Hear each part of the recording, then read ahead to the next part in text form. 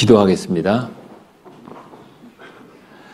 사랑과 은혜가 풍성하신 살아계신 아버지 하나님, 너무나 감사합니다. 이 땅에서 저희가 살 수 있도록 모든 필요한 것을 주심을 잘 압니다. 비를 주시고 태양을 통해서 햇빛을 주시고 우리가 살아가는 데 필요한 모든 것을 주시는 하나님께서 이제 우리의 영원한 생명을 위해서 이제 하나님을 알 수 있는, 하나님의 은혜를 깨달을 수 있는 시간을 주심에 감사합니다. 이번 주간 우리가 우리 일생에서 아주 특별한 시간으로 여기고 하나님의 말씀을 듣고 있습니다. 도와주시고 함께 해주셔서 우리가 마음을 열고 편견을 버리고 하나님의 말씀을 듣고 하나님을 믿을 수 있도록 도와주시옵소서. 하나님께서 증거하시는 증거와 또 하나님께서 예언하시고 성취하신 것들을 통해서 우리의 마음에서 주님을 받아들일 수 있도록 도와주시고 또 성령이 함께해 주시옵소서. 오늘 참석한 모든 분이 끝까지 함께해서 구원에 이를 수 있도록 도와주시고 인도해 주시기를 주님 간절히 간구드립니다. 우리를 사랑하시는 우리 주 예수 그리스도 이름으로 기도드렸습니다. 아멘. 예. 자, 우리가 그동안 계속 성경을 배우고 있습니다. 성경은 한두 번 정도 펼쳐보지만 이 스크린에 띄어있는 말씀은 다 성경이라는 걸 여러분이 생각하셔야 돼요. 우리가 성경을 배워서 성경을 믿어서 하나님을 알고 믿을 수 있습니다. 그래서 참 하나님을 알고 이제 그의 보내신 자 예수 그리스도를 알고 구원을 얻을 수 있는 겁니다. 성경을 배운다는 걸 여러분이 기억하시고 또 너무 걱정하지 마세요. 내용도 많고 일주일간 배우고 성경책도 두껍죠. 또 어려운 부분도 있고 때로는 쉬운 부분도 있습니다. 그러나 여러분이 걱정하지 마세요. 여러분이 마음을 열고 어린아이 같은 마음으로 듣기만 하면 누가 도와주십니까? 하나님이. 왜 하나님이 도와주시겠습니까? 하나님이 이 자리에 여러분을 모으셨으니까 그래요. 하나님은 모든 사람이 하나님의 말씀을 깨닫기를 원하십니다. 오늘 일하고 와서 피곤하죠. 그러나 여러분이 마음을 열고 들으려고 하면 하나님은 모든 내용을 다 이해시키심으로써 믿게 하는 게 아니라 이 내용 중에 여러분 마음과 딱 합하는 내용들이 있게 됩니다. 그것이 여러분 마음속에 자리 잡게 되면 이제 성경을 다 믿게 되는 겁니다. 하나님은 그렇게 해주셔요. 그래서 우리가 겸손한 마음, 정직한 마음이라는 것은 증거 앞에 그 마음이 낮아지고 증거를 받아들이는 겁니다. 그러면 하나님께서 도와주시는 겁니다. 어렵게 생각하지 마십시오. 낮아진 마음과 겸손한 마음 그리고 영원한 생명을 얻고자 하는 마음을 가지면 하나님이 함께 해주신다는 거예요. 어떤 사람이 구원을 못 받냐? 이 마음에서부터 하나님 말씀을 배척하는 분이에요. 그런 분은 계속 10년 동안 앉아서 들어도 구원을 받을 수 없습니다. 왜 그러냐? 구원을 하나님께서 도와주셔야지 가능하기 때문에 그렇습니다. 자, 이 말씀으로 오늘 시작하겠습니다. 요한복음 8장 32절 하나님이 주신 말씀입니다. 같이 읽겠습니다. 진리를 알지니 진리가 너희를 자유케 하리라.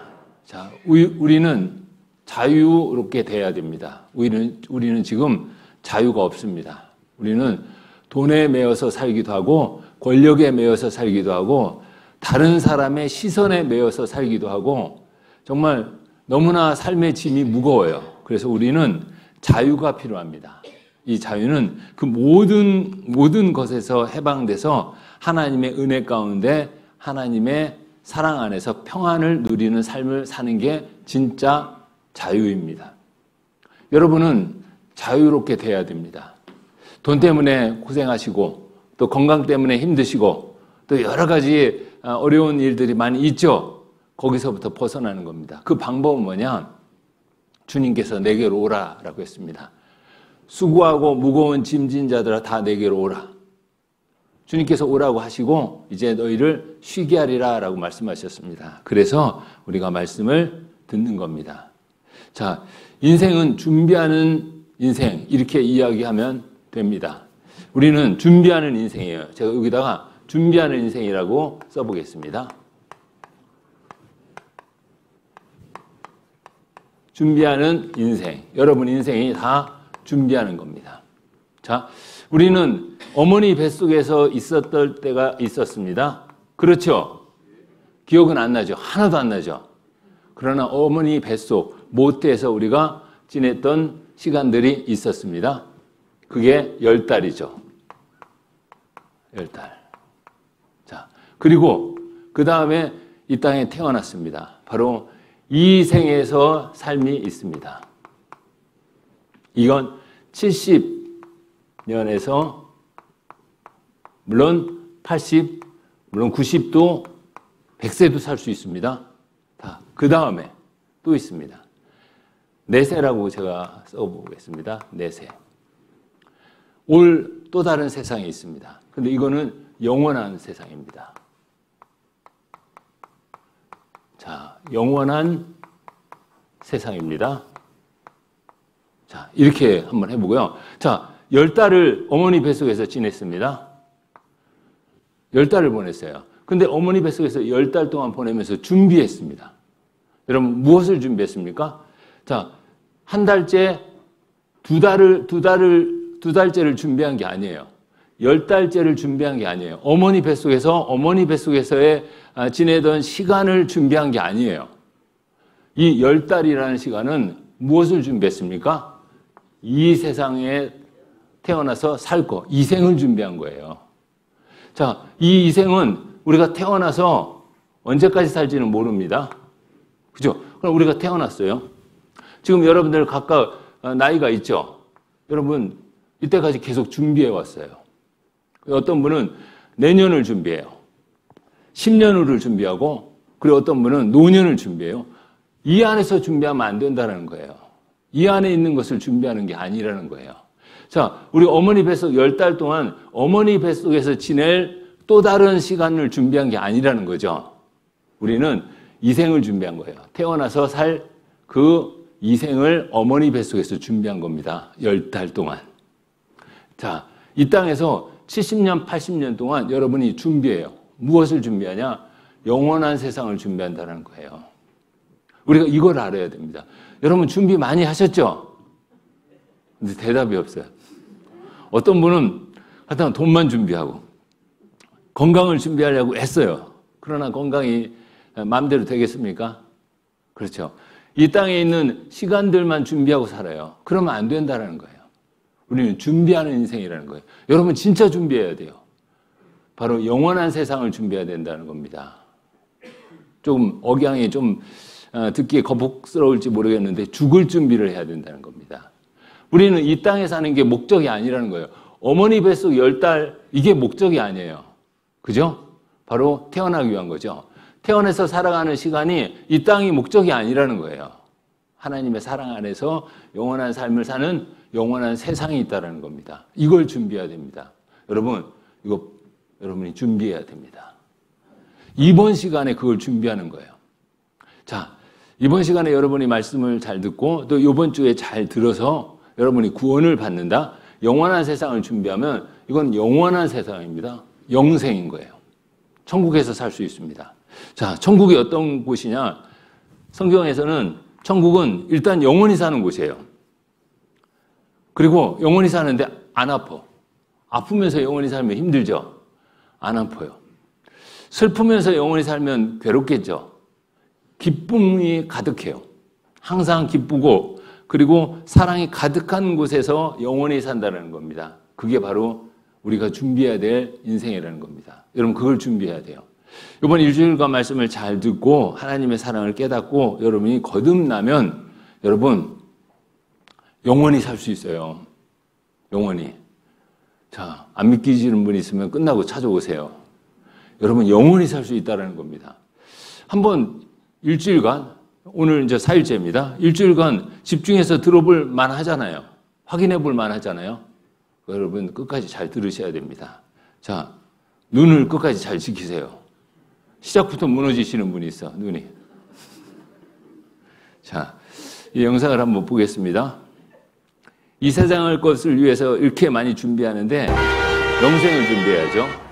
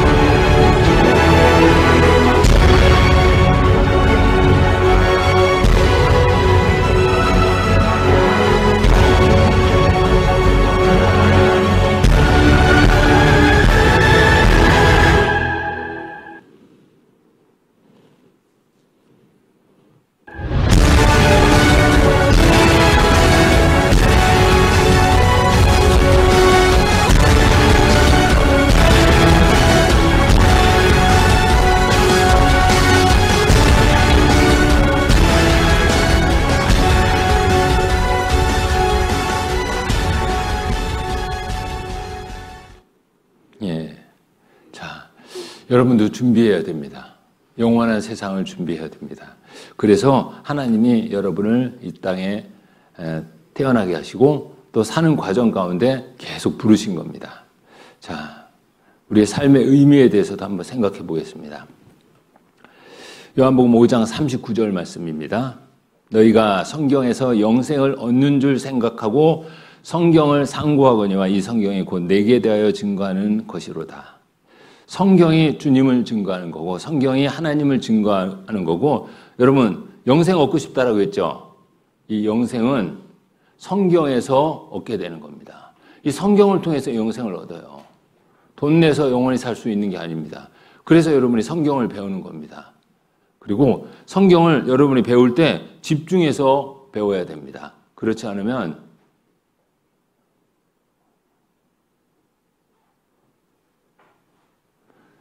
여러분 계속 듣기는 들었는데 무슨 말이 했는지 이해를 못합니다. 상고라는 말은 자세히 따져서 검토한다라는 겁니다. 덮어놓고 믿으라고 제가 한 번도 얘기한 적 없어요. 덮어놓고 믿으세요. 덮어놓고 믿는 건 믿음이 아니에요. 여러분 헷갈리면 안 돼요. 왜 따져? 덮어놓고 믿어야지. 하나님은 덮어놓고 믿으라고 안 했어요. 믿음은 어디서 난다고 성경에서 말씀하셨냐? 들어야 된대요. 무엇을? 하나님 말씀을 들어야지 믿음이 생긴다라고 얘기한 거예요.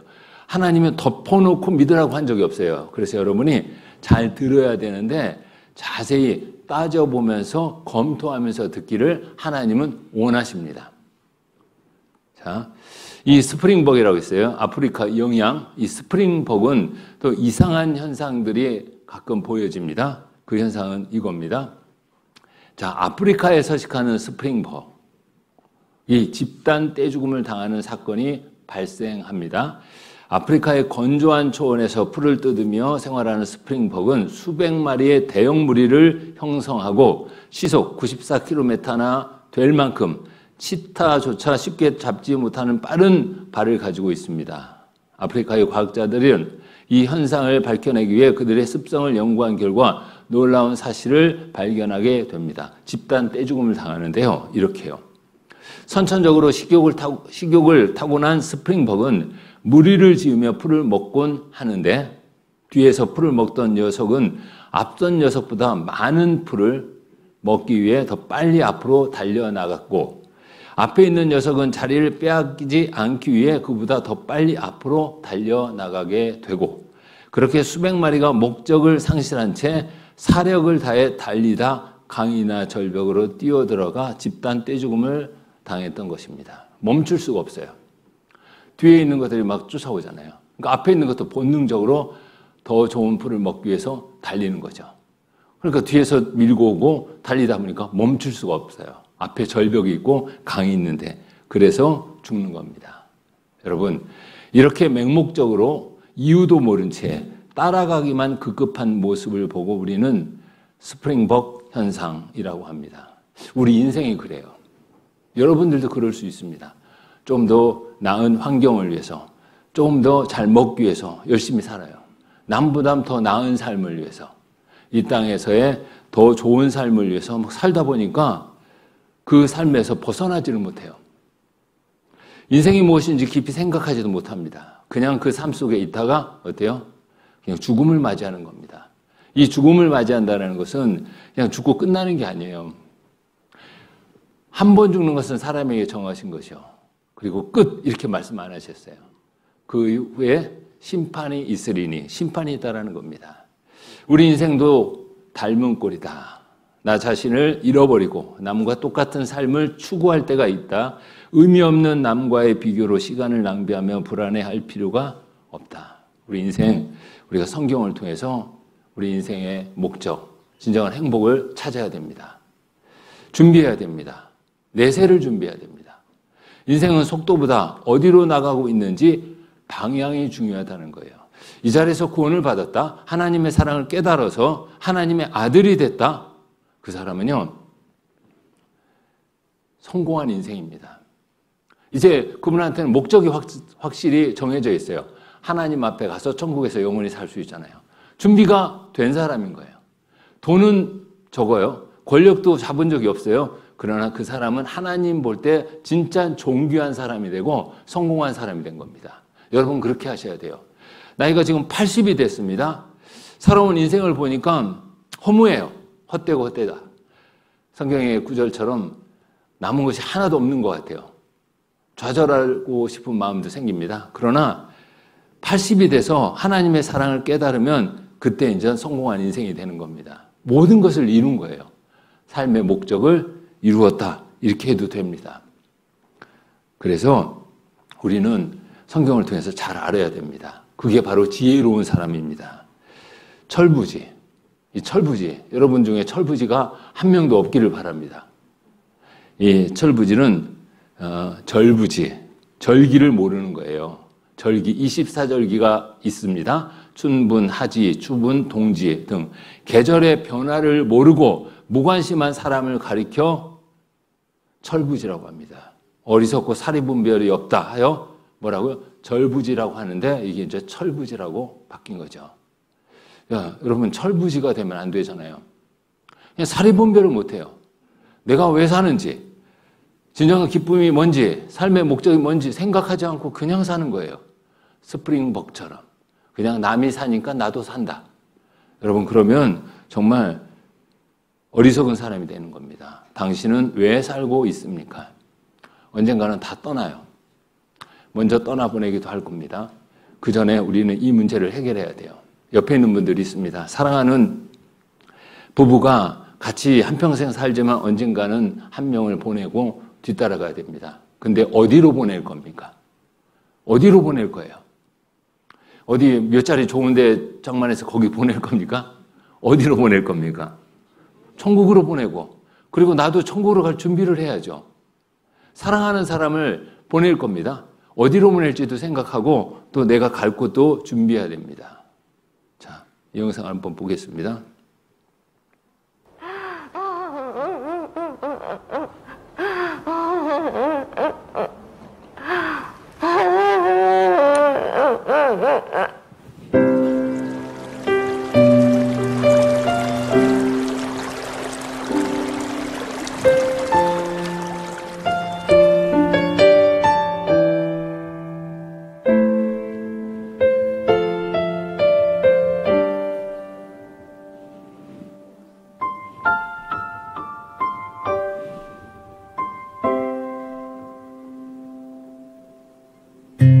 곱고 희던 그 손으로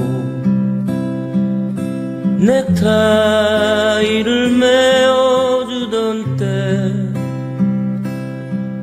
어렴풋이 생각나오. 여보 그때를 기억하오. 세월이 흘러가네. 흰머리가 늘어가네. 모두가 떠난다고. 여보 내 손을 꼭 잡았소. 세월은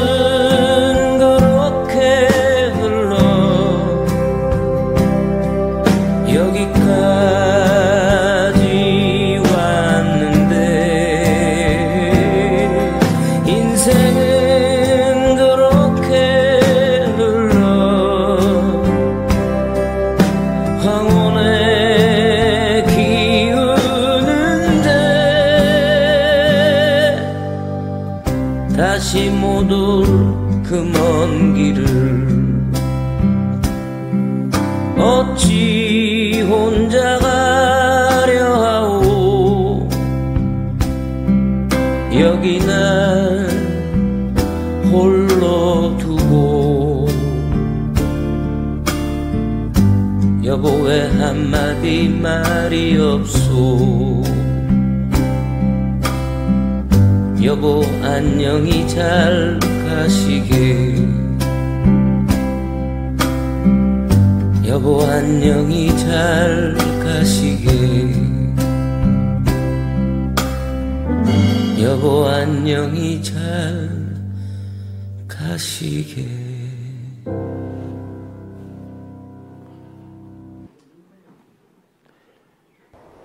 예, 눈물 나죠.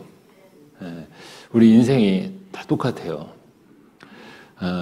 좀 서로 사랑하고 이제 아팠을 때도 서로 아껴주고 그랬습니다. 그럼 먼저 떠났습니다. 근데 준비를 해야 되잖아요. 준비. 여러분 아까 말씀드렸죠. 어머니 뱃속에서의 10달은 한 달째 되던 애 2달째를 되는 것을 준비하는 게 아니에요. 태어나서 살아가는 걸 준비하는 거고, 우리 인생도 젊었을 때는 노년을 준비하는 게 아니라 내세를 준비해야 되는 겁니다. 하나님은 그렇게 하시기를 원해요. 이 내세라는 바로 영원한 삶을 누리는 그 세상은요, 정말 영원한 삶이에요. 영원한 기쁨이 있고 또 어떤 거는 영원한 슬픔과 고통이 있는 곳으로 나누어집니다. 바로 천국과 지옥이죠. 모든 분이 하나님의 말씀으로 구원받기를 바랍니다. 그래서 하나님은 성경을 통해서 하나님을 증거하시는 거예요. 자, 하나님은 사랑이시라. 이렇게 생각하면 됩니다. 하나님을 안다라는 것은 사랑을 아는 거예요. 하나님을 만났다라는 것은 사랑을 만난 겁니다. 그 사랑은 영원한 사랑인 거예요. 그래서 하나님은 영원하신 존재고 영원히 살기 때문에 하나님의 사랑을 받은 사람, 하나님의 사랑의 대상자는 영원히 사는 거예요. 하나님은 그 사람을 놓치지 않아요. 그래서 하나님, 이게 뭐 종교 뭔가를 행해야 되고 교회 나와서 봉사해야 되고 뭐 11조를 내야 되고 왔다 갔다 해야 되고 그런 것 때문에 나는 교회 다니는 거 거북스럽고 싫어. 이런 마음 착각입니다. 하나님은 뭐라고요? 따라해 보시죠. 하나님은 사랑이라. 사랑입니다. 하나님은 사랑인 거예요. 하나님을 아는 것은 사랑을 아는 거고 하나님의 사랑이 짝이 되는 거고, 그러면 하나님과 함께 영원한 곳에 사는 겁니다. 그래서 하나님이 성경을 통해서 하나님을 소개해 주는 거예요. 하나님을 알아야지 우리가 사랑하죠. 그죠? 모르는 사람을 사랑할 수 있습니까? 가끔 처음 봤는데 얼굴만 보고 사랑해가지고 고생하는 사람이 있어요. 그러면 안 돼. 그죠? 사람은 어때요? 겪어보고 알아봐야죠.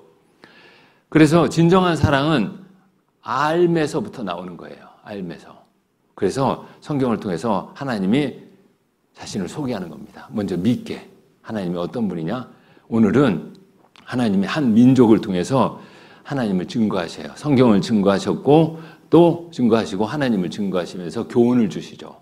그 민족이 어떤 민족이죠?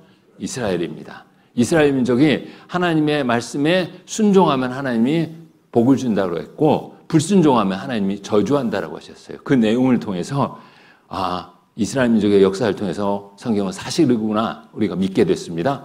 그리고 그걸 통해서 교훈을 얻게 됐어요.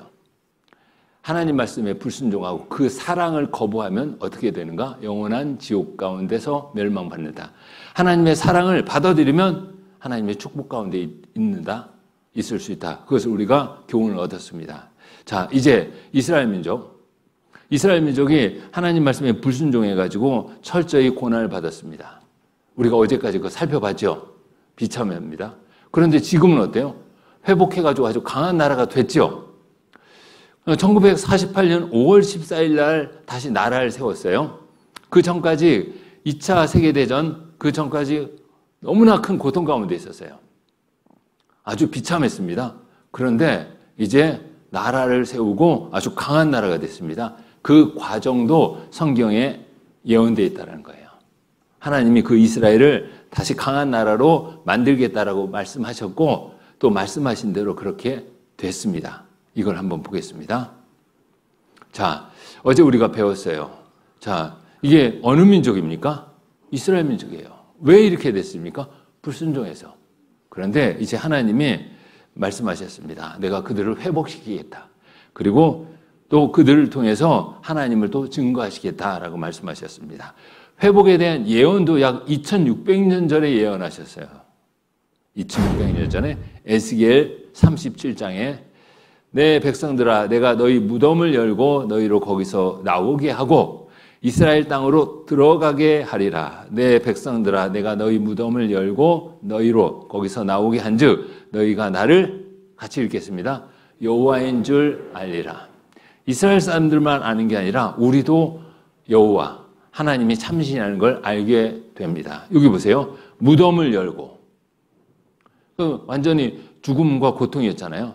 열고 거기서부터 나오게 하고 이스라엘 땅으로 들어가게 하겠다. 다시 하나님이 회복시키겠다라고 말씀하신 겁니다. 말씀하신 거예요. 이대로 하나님이 이루시는 거예요. 자, 그들을 그 행위대로 심판하여 각국에 흩으며 열방에 해쳤더니 하나님의 이름이 더러워졌어요. 21절. 그러나 이스라엘 족속이 들어간 그 열국에서 더럽힌 내 거룩한 이름을 내가 아꼈노라. 하나님을 믿는데 어떻게 하나님을 믿는 이 민족이 이렇게 큰 고난 가운데 있을 수 있을까? 하나님 정말 계실까? 사람들이 그렇게 생각합니다. 그러니까 하나님의 이름이 더러우시잖아요. 그래서 하나님이 하나님을 증거하시고자 그 민족을 또 회복시키는 겁니다. 자, 이스라엘 민족이 나라를 세운 데가 자, 이스라엘 나라가 여기입니다. 노란색. 여기 붉은색은 무슨 국가일까요? 공산주의 국가 아니에요. 붉은 소련 그거 아니에요. 이거는 자, 아랍 무슬림 국가들입니다. 그러니까 이슬람 국가에 뺑 둘러싸여 있어요, 현재. 자, 여기가 이스라엘입니다. 성경에서 그 이스라엘 민족이 회복할 것이다 라고 예언한 말씀인데요.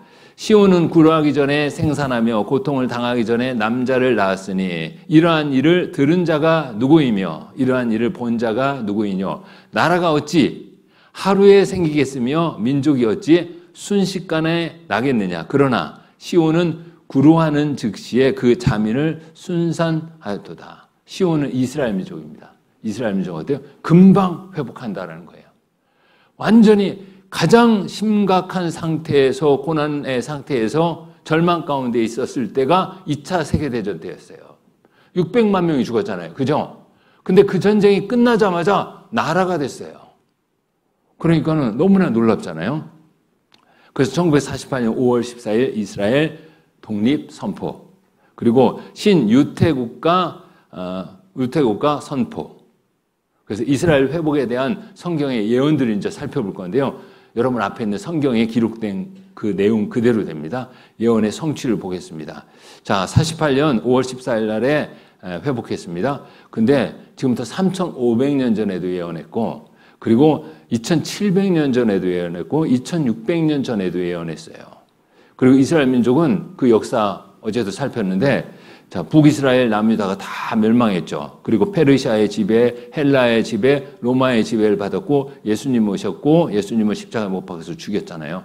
그리고 그들은 전 세계에 뿔뿔이 흩어졌고 그들의 땅은 동로마, 페르시아, 터키, 십자군, 이집트, 오스만 터키, 프랑스, 영국에 의해서 계속 짓밟혔습니다.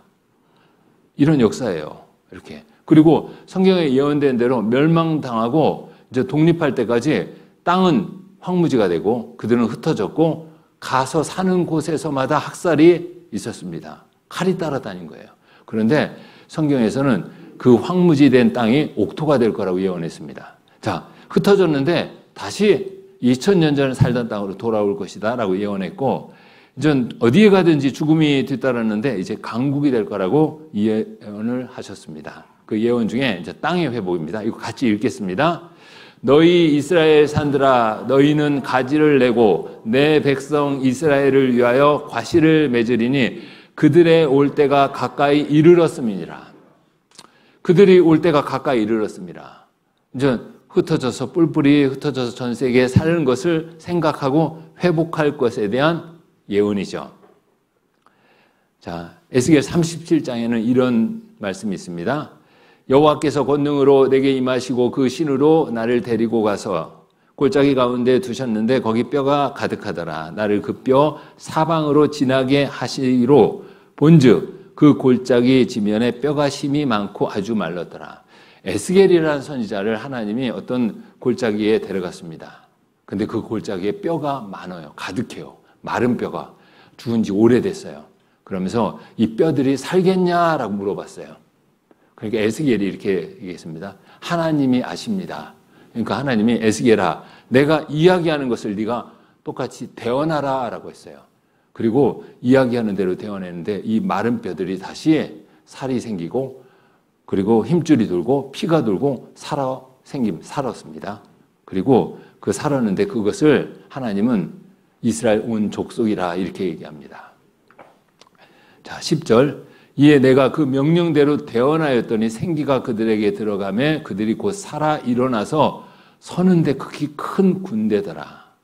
또 내게 이르시되 인자야 이 뼈들은 같이 읽겠습니다. 이스라엘 온 족속이라. 그들이 이르기를 우리의 뼈들이 말랐고 우리의 소망이 없어졌으니 우리는 다 멸절되었다 하느니라. 그런데 이제 강한 군대가 된 겁니다. 그래서 아주 강한 나라가 될 거라는 예언의 말씀들이 또 있어요. 내 눈을 들어 사면을 보라. 무리가 다 모여 내게로 오느니라. 내 아들들은 원방에서 오겠고 내 딸들은 안겨올 것이며 그때 내가 보고 희색을 바라며 내 마음이 놀라고 또 화창하리니 이는 바다의 풍부가 내게로 돌아오며 열방의 재물이 내게로 옵니다. 바다의 풍부. 그들이 전 세계 뿔뿔이 흩어져서 살면서 모아온 재물들을 가지고 오잖아요. 그리고 그들은 똑똑해요. 전 세계 노벨상의 3분의 1을 받았습니다. 3분의 1. 우리나라는 노벨상 몇 명 받았죠? 아직도 한 명의 머물러 계신 분이 있어요? 몇 명이죠? 2명이잖아요. 2명. 두 번째는 한강. 이렇게 한강이니까 어디 서울에 한강이 제가. 한강 작가가 받았잖아요. 그런데 이스라엘 사람들은 3분의 1이 그 노벨상의 3분의 1을 이스라엘 사람들이 받았습니다. 머리가 좋아요. 머리가 좋으면 돈을 벌을 수 있는, 재물을 얻을 수 있는 능력도 있잖아요. 그리고 그들이 실제로 벌은 재물을 가지고 또 돌아옵니다. 회복된 나라로.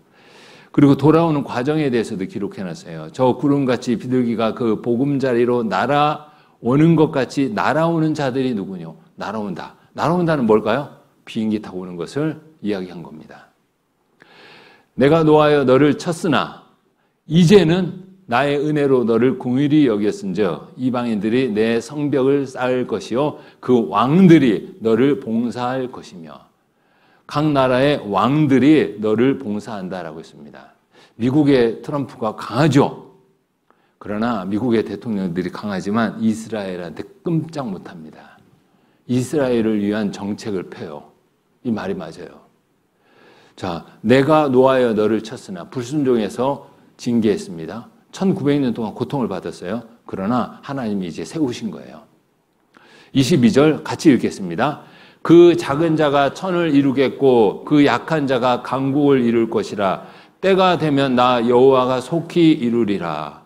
자, 2600년 전에 예언한 말씀입니다. 그 예언한 말씀대로 다 됐어요. 그들이 돌아오는 과정에 대해서도 이렇게 얘기했어요. 두려워 말라. 내가 너와 함께하여 내 자손을 동방에서부터 오게 하며 서방에서부터 너를 모을 것이며 내가 북방에 이르기를 놓으라. 남방에 이르기를 구려하지 말라. 내 아들들을 원방에서 이끌며 내 딸들을 땅 끝에서 오게 하라. 자, 동방에서는 어때요? 그냥 자연스럽게 와요. 서방에서도 그냥 와요. 모아요. 근데 좀 특이하죠? 북방에서는 어떻게 해요?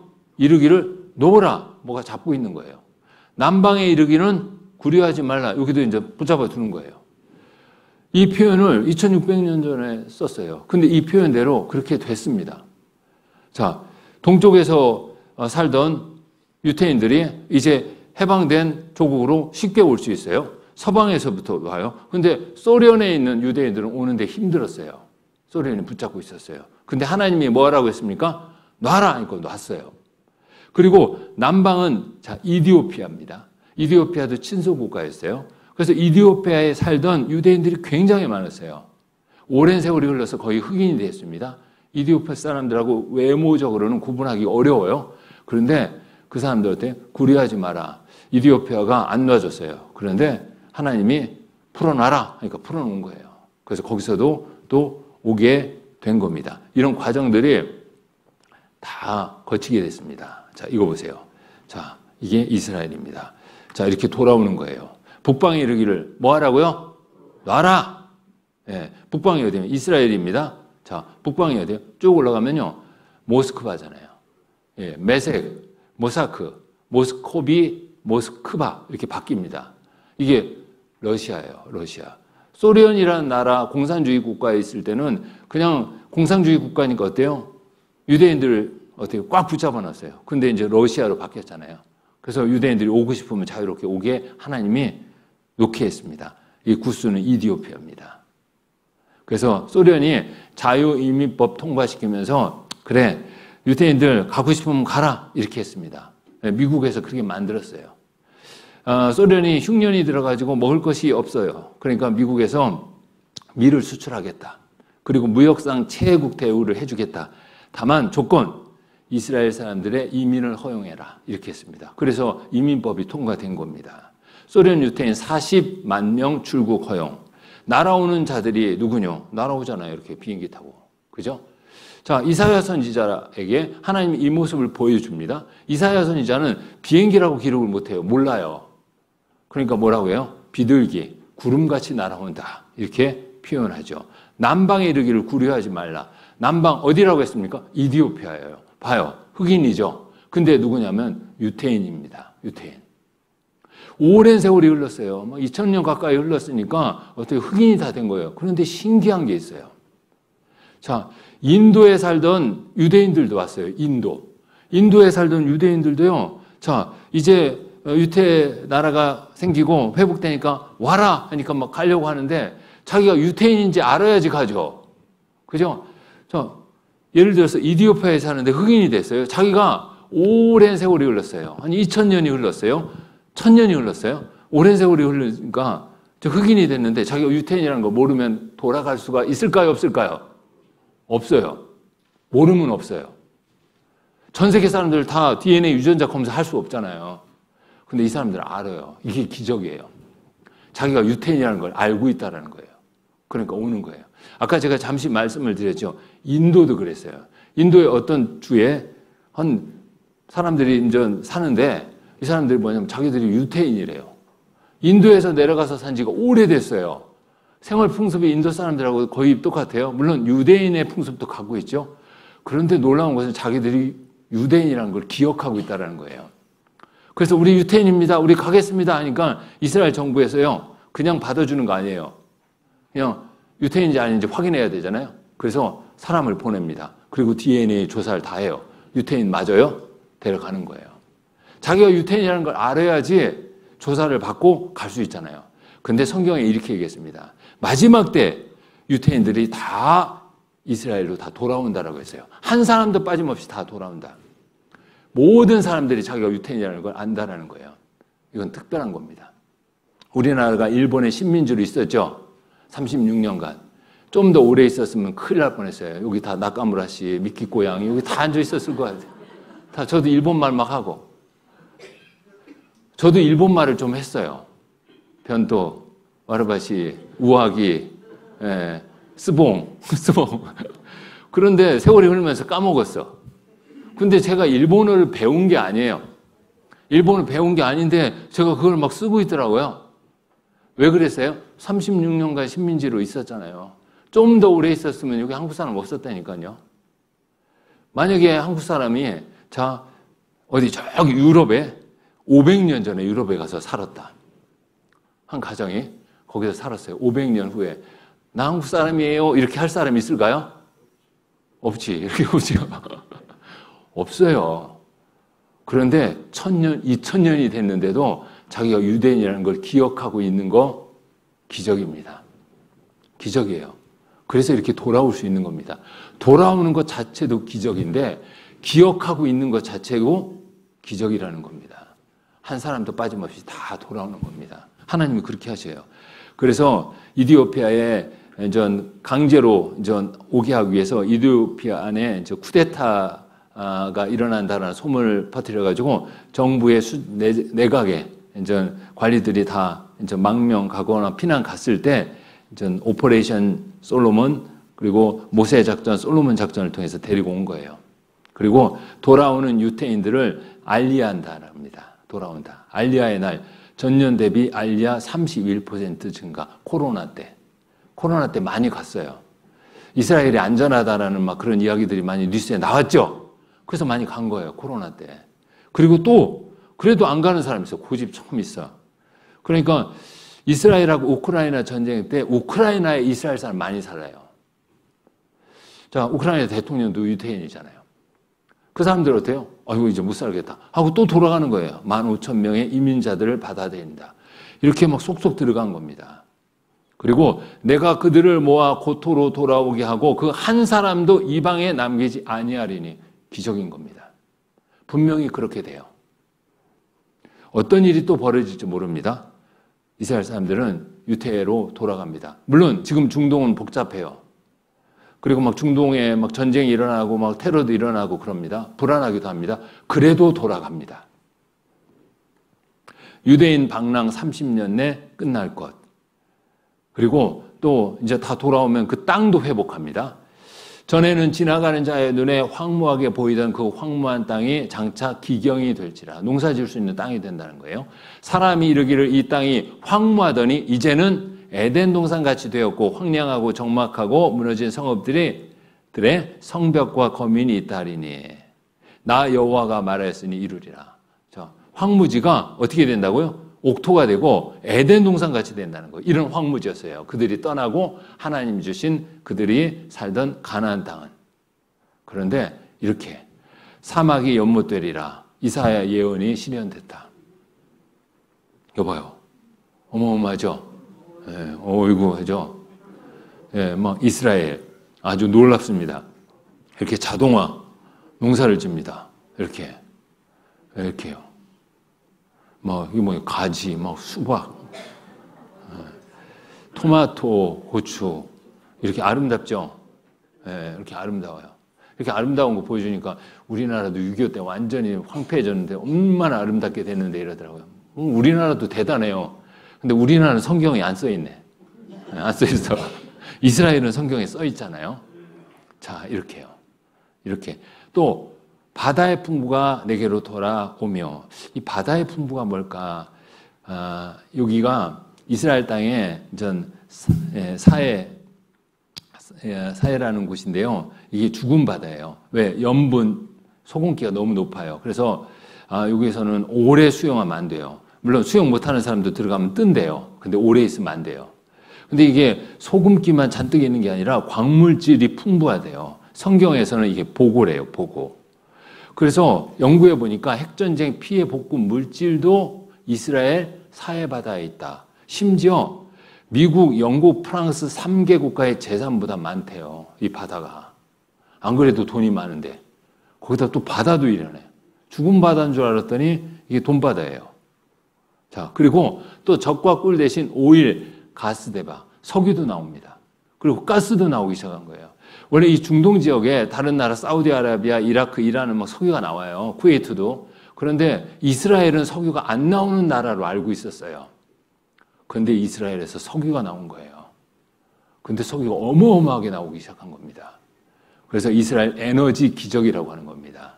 셰일가스가 나오고 또 이스라엘 남부 쉐펠라에서도 세일 석유가 발견되는 거예요. 사우디아라비아에 이어 세계 몇 번째예요? 2번째. 너무나 놀랍죠? 자, 이 영상 한번 보겠습니다.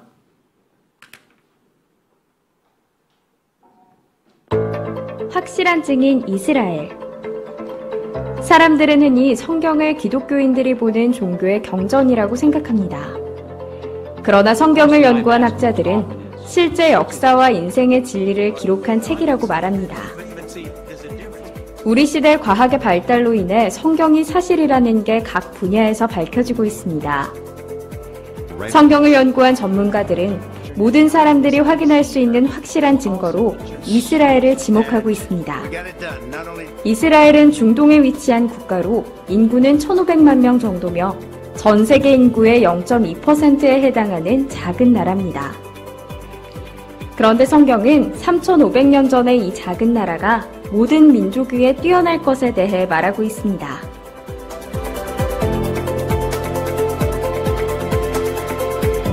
사람들은 이스라엘 민족을 다른 말로 유대인이라 부르는데 역대 노벨상 수상자의 22%가 유대인입니다.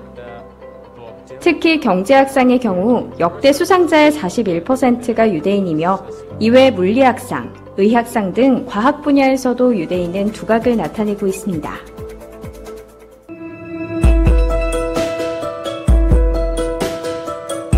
명문대 진학률에서도 유대인은 높은 수를 차지하고 있는데요. 미국 상위 15개 대학의 유대인 비중은 21%가 넘습니다.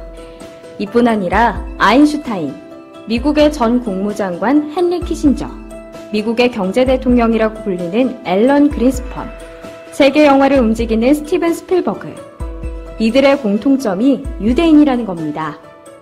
세계 메이저 영화사인 파라마운트, 메트로 골드윈 메이어, 콜롬비아 피처스, 위너 브라더스, 20세기 폭스필름 등은 유대인이 설립했으며 미국의 3대 방송사 CBS, ABC, MBC 또한 유대인이 설립했고 지금도 소유하고 있습니다.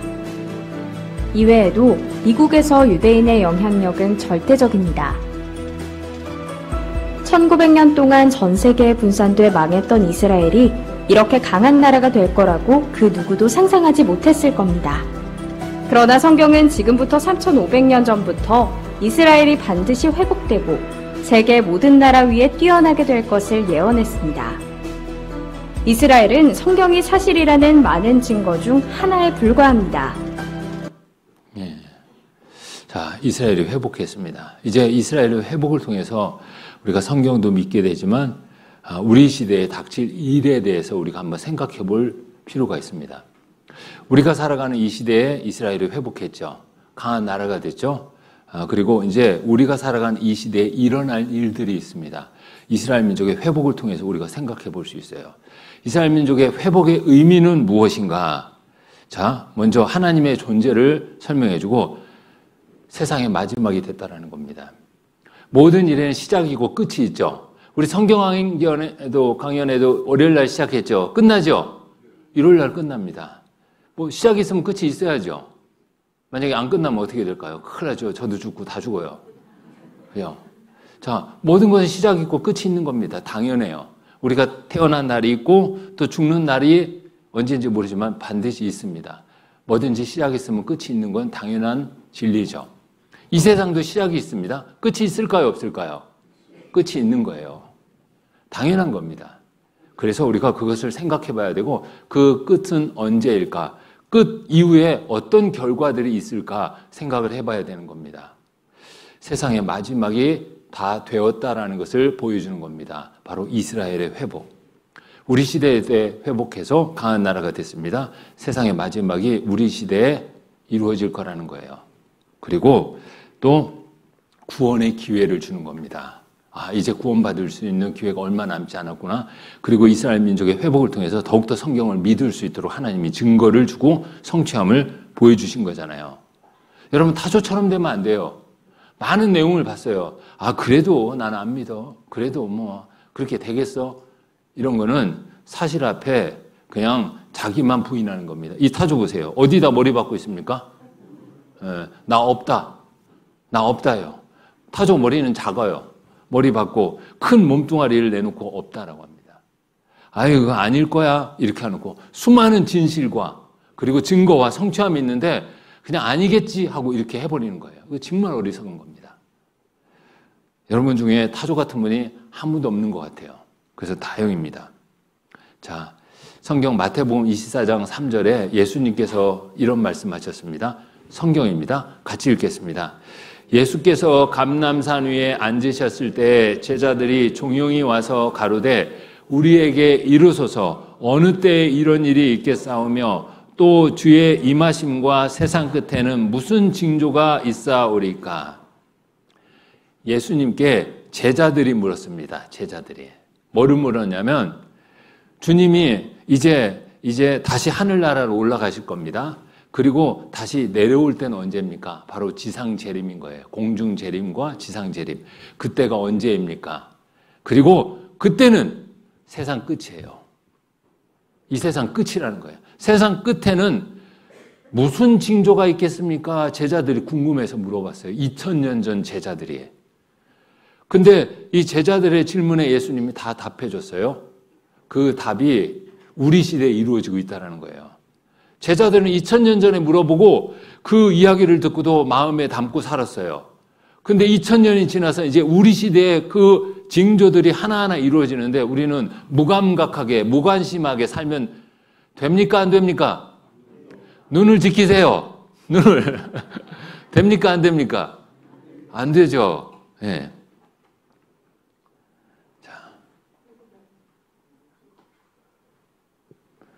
자, 이거 보세요. 예수님께서 대답해 주십니다. 이런 징조가 있을 거라고. 예수께서 대답하여 가라사대 너희가 사람의 미혹을 받지 않도록 주의하라. 많은 사람이 내 이름으로 와서 이르되 나는 그리스도라 하여 많은 사람을 미혹해 하리라. 난리와 난리의 소문을 듣겠으나 너희는 삼가 두려워 말라. 이런 일이 있어야 하되 끝은 아직 아니니라. 민족이 민족을, 나라가 나라를 대적하여 일어나겠고 처처에 기근과 지진이 있으리니 이 모든 것이 재난의 시작이라. 사람의 미혹, 자기를 가리켜서 하나님, 그리스도라고 자기를 따르게 하고 믿게 하는 사람들이 있을 거래요. 지금 많죠? 난리와 난리의 소문이 있는 거예요. 뭐 전쟁이 나고 계속 민족 간에 국가 간에 막 갈등이 생기고 전쟁이 생기는 거예요. 그리고 기근이 막 생겨요. 굶어 죽는 일이 막 생기고 지진이 막 생기는 거죠. 그리고 그 외에도 기상 이변 같은 여러 가지가 생길 거라고 이야기하셨습니다. 그리고 또 이야기하신 게 에스겔 36장에 무화과 나무의 비유를 배우라. 그 가지가 연해지고 잎사귀를 내면 여름이 가까운 줄 아나니 이와 같이 너희도 이 모든 일을 보거든 같이 읽겠습니다. 인자가 가까이 곧 문 앞에 이른 줄 알라. 내가 진실로 너희에게 말하노니 이 세대가 지나가기 전에 이 일이 다 이루리라. 자, 인자가 누구냐면 예수님입니다. 제가 십자가를 이렇게 예수님. 무화과 나무는 뭐냐면 이스라엘을 상징합니다. 어느 나라를요? 이스라엘을 상징합니다.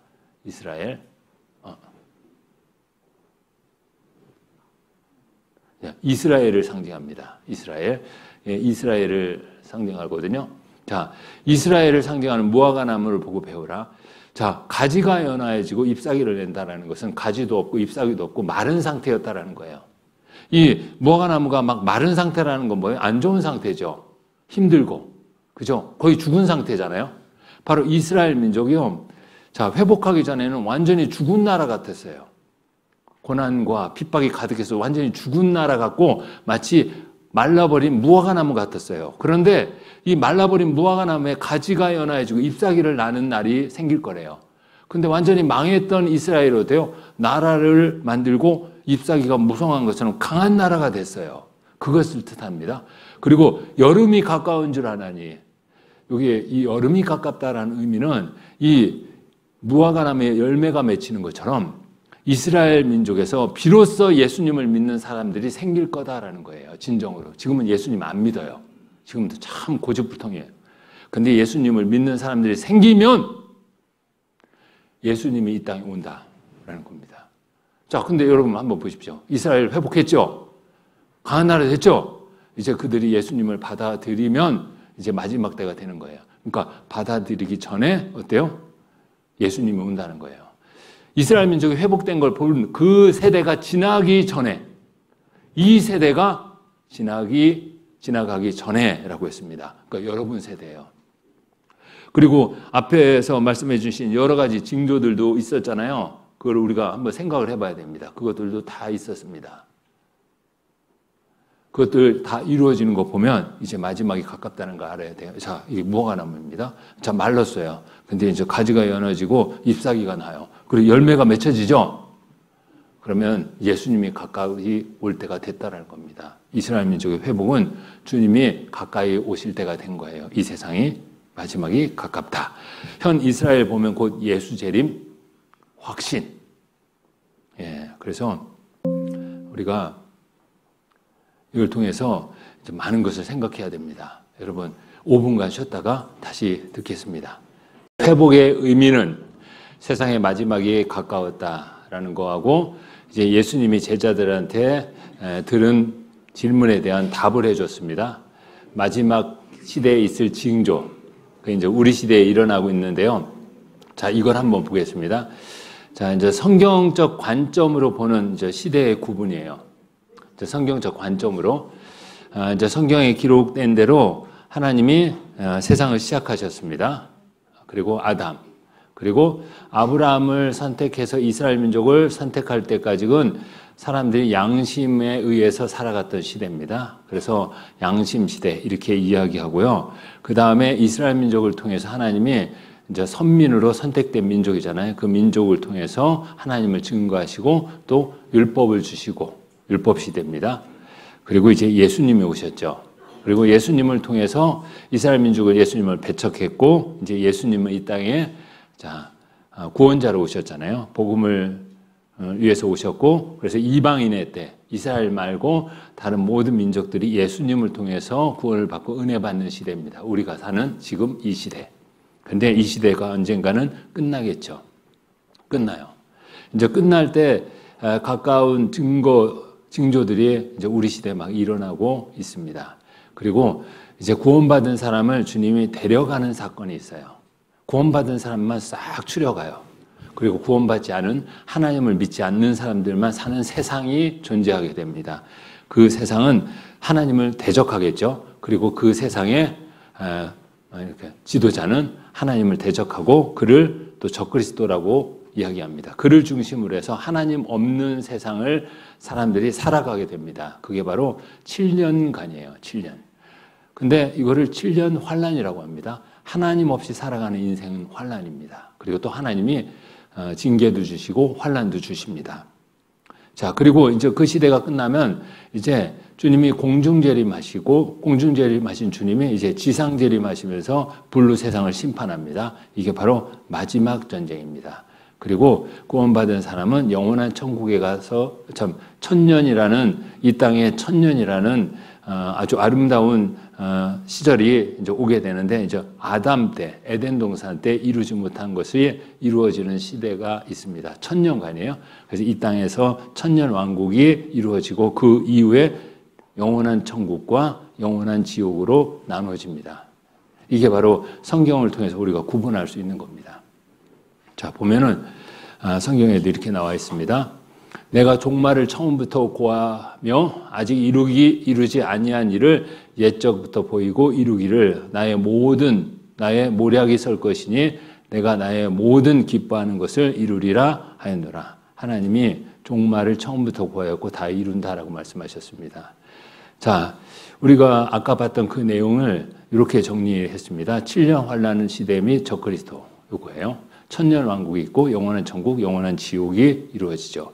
그런데 이걸 우리만 지금 만들어서 그렇게 생각하고 믿는 게 아니라 이걸 보시면 자, 평양 대부흥을 전국으로 확산시킨 한국교회 영성의 거장.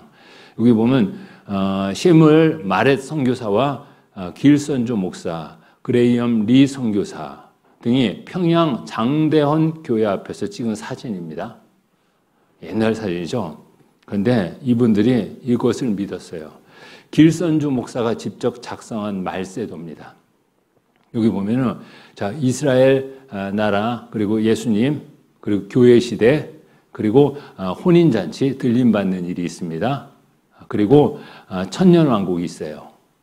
그리고 영원한 천국, 영원한 지옥으로 이렇게 나눠집니다. 이렇게 또 했죠.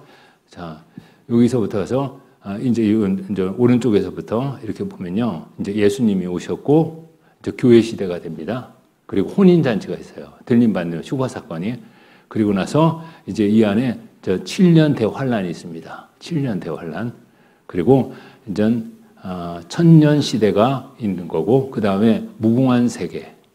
영원한 천국, 영원한 지옥으로 이렇게 나눠집니다. 우리만 믿는 게 아니에요. 이렇게 있습니다. 이게 똑같은 내용이에요. 그러니까 성경을 제대로 보면 이렇게 시대를 구분할 수밖에 없어요. 그리고 하나님은 이런 시대의 구분을 통하고 또 그렇게 하나님이 이루십니다. 장로교 총회의 신사참배 결의, 이거는 1938년 2월 9일 평북노회가 신사참배를 결의한 이후, 교회는 신사참배를 안 했거든요. 근데 평북노회가 신사참배를 결의한 이후 8월에는 평양노회, 9월에는 경안노회가 신사참배를 결의하였고 전국 23개 노회 가운데 17개 노회가 일제의 강요에 굴복하여 신사참배를 결의하였다. 교회가 신사참배하면 안 되잖아요. 그죠? 우상을 숭배하면 안 되잖아요. 그런데 교회가 이제 그걸 한 거예요. 하면서 1942년 2월 20일 미국 감리교회 해외 선교부에서 선교사들은 모든 선교 지역에서 철수하라는 지시가 하달되었고 대부분의 선교사들은 본국으로 철수하였다. 그리고 교파 통합이 결렬되자 장로교 총회는 상치위원회의 결의를 따라 1943년 5월 총회를 해산하고 일본 기독교 조선 장로교단이 되었다. 이어 일제는 전세가 이미 기울었음에도 불구하고 1945년 8월 1일에 다시 모든 교파들을 일본 기독교 조선교단으로 통합되었다. 그러면서 성경도 구약 성경에서 종말론과 연관이 있는 부분들은 사용이 금지되었고, 그때 일본도 그랬거든요. 복음서를 중심으로 설교하게 했으며 기독교인들이 주일에도 전쟁을 위한 노력 동원이 되었다고 합니다. 공문에는 구약 성서와 신약의 묵시록, 요한계시록입니다.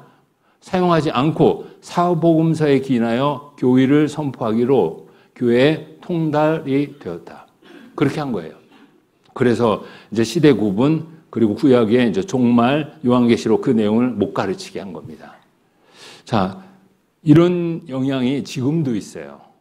그래가지고 지금도 그런 영향이 있거든요. 우리가 성경을 제대로 배우면요, 분명히 이런 시대 구분을 할 수밖에 없습니다. 이렇게 이방인의 때, 그리고 들림받는 사건이 있고, 그리고 7년 환란이 있습니다. 그리고 주님께서 지상재림에서 불로 심판하고 천년왕국이 있고 영원한 천국, 영원한 지옥으로 나눠집니다. 자, 들림받는 사건이 정말 있을까? 성경에는 이렇게 기록했습니다. 보겠습니다. 이렇게 들림받는 거예요. 이 몸이 이대로 가는 게 아니라 호련히 순식간에 다 변화에 대해서 올라가는 겁니다. 데살로니가전서 4장 16절에서 17절, 주께서 호련과 천사장의 소리와 하나님의 나팔로 친히 하늘로 쫓아 강림하시리니 그리스도 안에서 죽은 자들이 먼저 일어나고 그 후에 우리 살아남은 자도 저희와 함께 같이 읽겠습니다. 구름 속으로 끌어올려 공중에서 주를 영접하게 하시리니 그리하여 우리가 항상 주와 함께 있으리라. 우리는 구원받은 그리스도인입니다. 구름 속으로 끌어올려가는 사건이 있고, 그리고 항상 주와 함께 있으리라. 주님이 공중 재림할 때 살아있는 그리스도인들은 끌려 올려간다는 거예요. 그래서 휴거는요, 끌류자예요. 그리고 들거자입니다. 그냥 끌어서 들려 올라가는 거예요. 주님이 끌어올린다는 거예요. 내가 올라가는 게 아니라. 구원받은 사람 안에 성령이 있고 그 성령에 의해서 순식간에 호련히 변화돼서 끌려 올라가는 겁니다. 근데 이걸 성경에서는 더 랩처라고 합니다. 랩처는요, 환희, 기쁨, 말할 수 없는 큰 기쁨을 표현하는 거예요. 그러니까 구원받은 사람이 순식간에 싹 몸이 변화돼서 들려갈 때는 이루 말할 수 없는 기쁨이 있다는 거예요. 당연하겠죠. 천국은 얼마나 기쁨이 가득합니까? 그곳으로 들어가는 거니까요. 자, 이런 휴거가 있습니다. 자, 마치 자석으로 모래 속에 숨어있는 쇳가루만 싹 빨아들이는 것처럼 이 세상에 많은 사람들 중에 구원받은 사람만 싹 올라가는 거예요.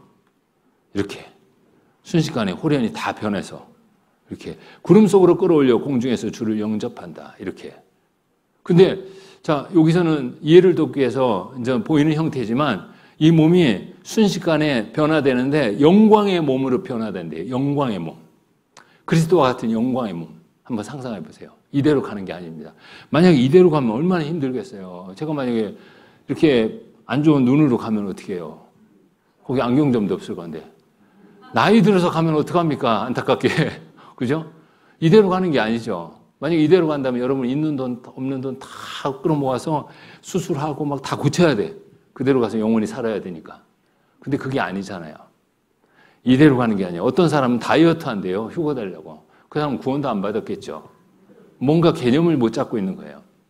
이 몸이요, 순식간에 호련히 변화돼서 올라갑니다. 이 옷은 그대로 둘 겁니다. 이 육신 껍데기 그냥 둔다는 게 아니라 옷을. 지금 이 순간 주님이 공중재림하면요, 여기에 구원받은 사람은 끌어올려가는 거예요. 주님이 끌어올려요.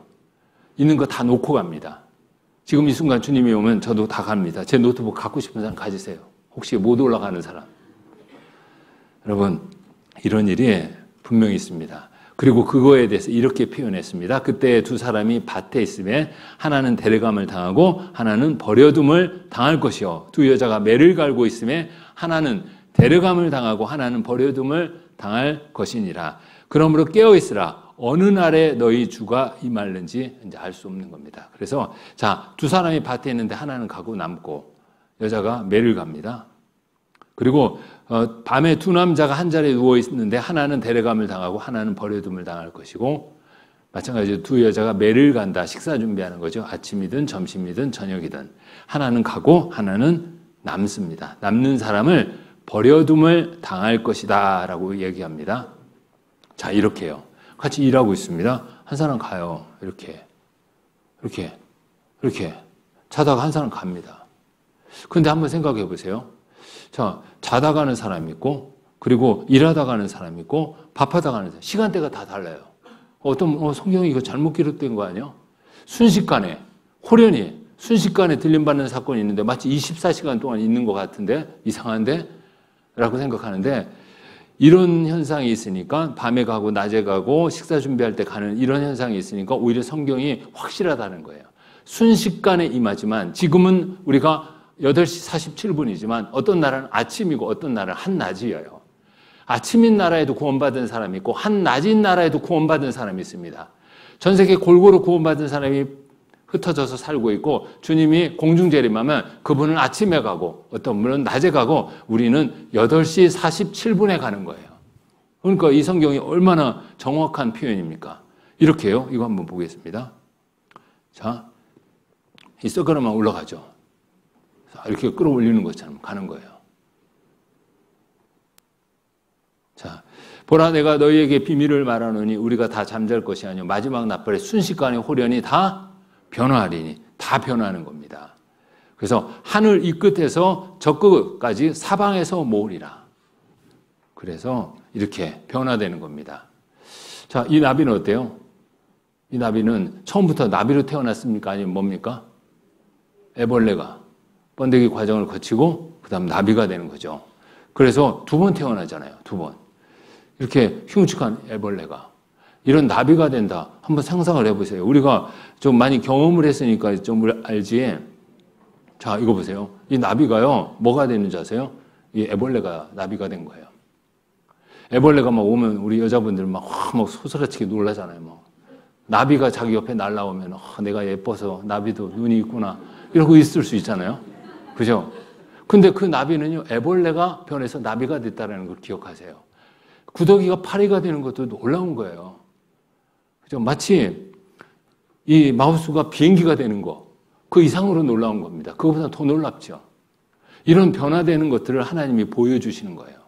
그러면서 우리에게 그런 것들이 있다라는 것을 창조물을 통해서 알려주는 거예요. 우리는 어떻게 그런 일이 있겠어? 어떻게 내가 순식간에 호련히 변화돼서 올라가? 여러분, 애벌레, 그리고 저 파리, 그런 거 보면 어때요? 2번 태어나잖아요. 이 애벌레도요, 이 번데기 시절을 보내고, 그 다음에 뭐가 되죠? 나비가 돼요. 어떤 거는 뭐가 되죠?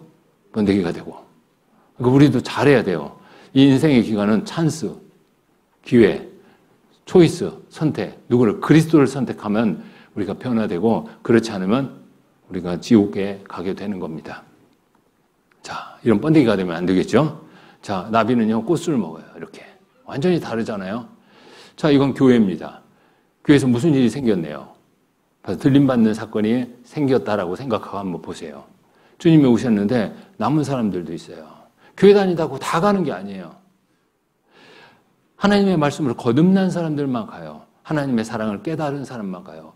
하나님이 계시다는 걸 믿고 이제 하나님을 통해서 내가 어떤 존재인가를 깨닫고 하나님의 아들 예수 그리스도의 사랑을 깨닫고 구원받은 사람들만 가는 겁니다. 아무나 가는 게 아니에요. 이런 일이 분명히 있습니다.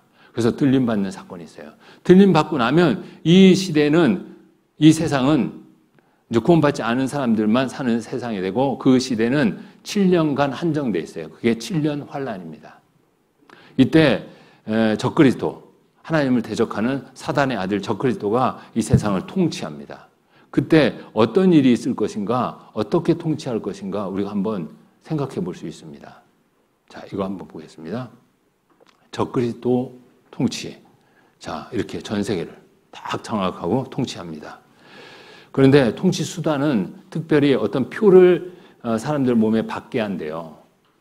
누구든지 이 표를 가진 자 외에는 매매를 못하게 하니 이 표는 곧 짐승의 이름이나 그 이름의 수라. 지혜가 여기 있으니 총명 있는 자는 그 짐승의 수를 세어보라. 그 수는 사람의 수니 666이니라. 그럼 이 666은 무엇을 뜻하는가? 자, 컴퓨터랑 연결시킬 수 있습니다. 자, 이거는 주민증, 신용카드, 버스료, 지불 한 장으로만 오케이. 신용카드 우리가 잘 쓰죠.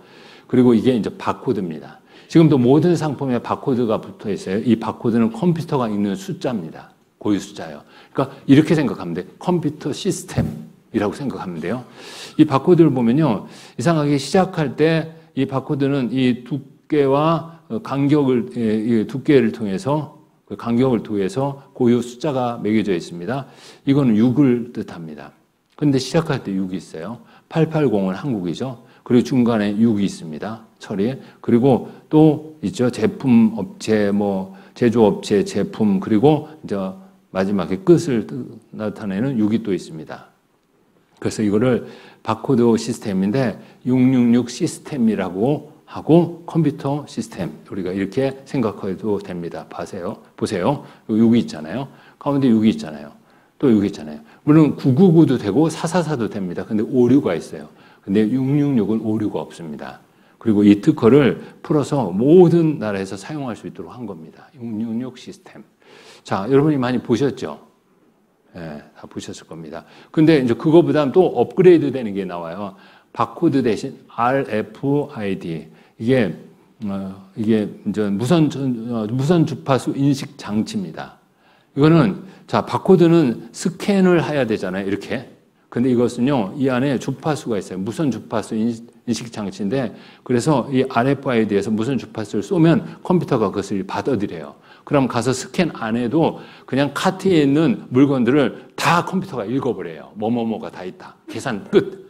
근데 내가 다시 카드를 주든지 돈을 줘야 되잖아요. 내가 기다려야 되잖아요. 그런데 이제 내 오른손이나 이마에 이 RFID나 666표를 받으면 나도 기다릴 필요가 없어요. 같이 다 처리돼요.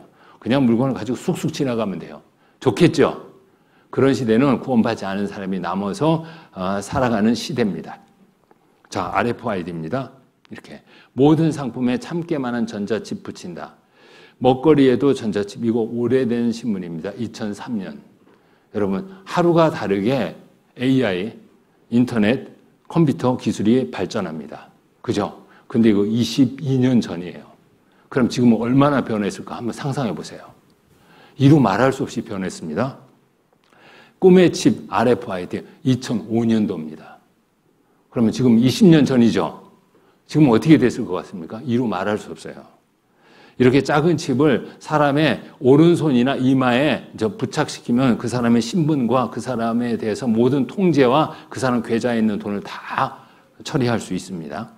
칩 넣은 제품, 동식물, 손금 보듯 유통 관리합니다. 지폐 없는 세상. 이렇게 컴퓨터가 몸 안으로 들어간다. 애완견도 주민등록 이런 거 칩을 다 받게 하는 겁니다. 이렇게. 자, 그런데 생체 인식 시스템 이게 이제 굉장히 발전됐죠. 그래서 모든 자, 곧 작은 자나 큰 자나 부자나 빈궁한 자나 자유한 자나 종들로 같이 읽겠습니다. 그 오른손에나 이마에 표를 받게 하고 오른손에나 이마에 왜 이렇게 했을까? 자, 사람의 오른손의 정맥 구조는 사람의 지문처럼 다 달라요. 그래서 오른손에 칩을 박으면 그 사람의 신분을 확인할 수 있어요.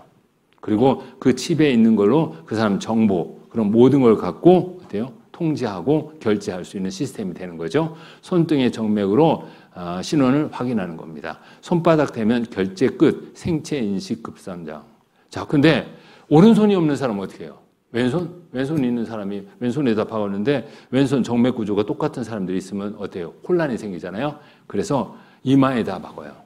이마는 좀 비슷한 것 같은데 이런 생각이 들지 모르겠는데 이마에다 박으면 사람의 눈의 홍채를 읽는 거예요.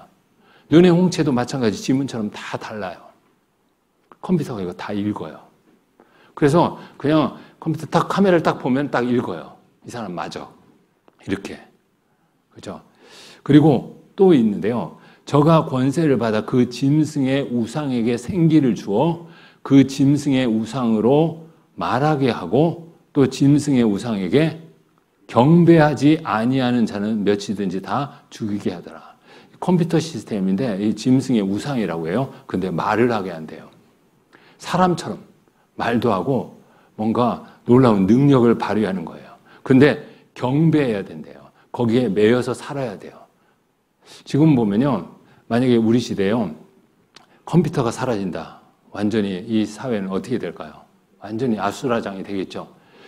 전기가 유럽에서 몇 개의 나라의 전기가 24시간 동안 끊어졌어요. 그러니까 컴퓨터 작동도 안 되고 인터넷도 안 됩니다. 완전히 난리가 났어요. 불 안 들어와가지고 깜깜해서 난리가 난 게 아니라 뭔가 살 수가 없어요. 결제도 못하고 다. 현금이 있는 사람만 살 수 있어. 촛불 켜고. 그러니까 어때요? 이거 완전 혼란스럽잖아요. 그러니까 그거에 절대적으로 의존할 수밖에 없어요. 지금 컴퓨터에 의존하지 않으면 살아갈 수 없는 시대입니다. 아이들도 다 컴퓨터. 저도 전화번호 외우는 거 제 전화번호도 생각 안 날 때 있어. 그죠? 왜? 다 스마트폰으로 다 해결하니까요. 그런 시대입니다. 그런데 거기에 사람들이 어때요? 이제 표를 받게 되는 겁니다. 표. 분명히 어디에? 이마나 오른손에. 누가 표를 받습니까? 구원받고 들림받은 사람들 빼고 이 땅에 남은 사람들. 7년간 살아갈 때. 근데 말하는 우상은 컴퓨터입니다. 지금요, AI의 상상을 초월합니다. 이제 사람들이 두려워해야 돼요. 자, 이거 보겠습니다. 파괴적 기술과 역사적 산업혁명의 전개, 3차 산업혁명이 있었습니다. 컴퓨터, 인터넷. 이제 4차 산업혁명이에요. 이 LOT는요, 사물 인터넷. 모든 물건에요, 인터넷 장치, 컴퓨터랑 연결시켜버리는 거예요. 그래서 밖에 나가서도 뭐 집안에 있는 모든 전자 제품 가구들을 다 통제하고 관리하는 거죠. 로봇가 이제 막 사람처럼 걸어 다니잖아요. 밖에 달리지 않고도 걸어 다닙니다. 로봇가 이제 군인이 되기도 합니다. 전쟁 나면요, 무서워요.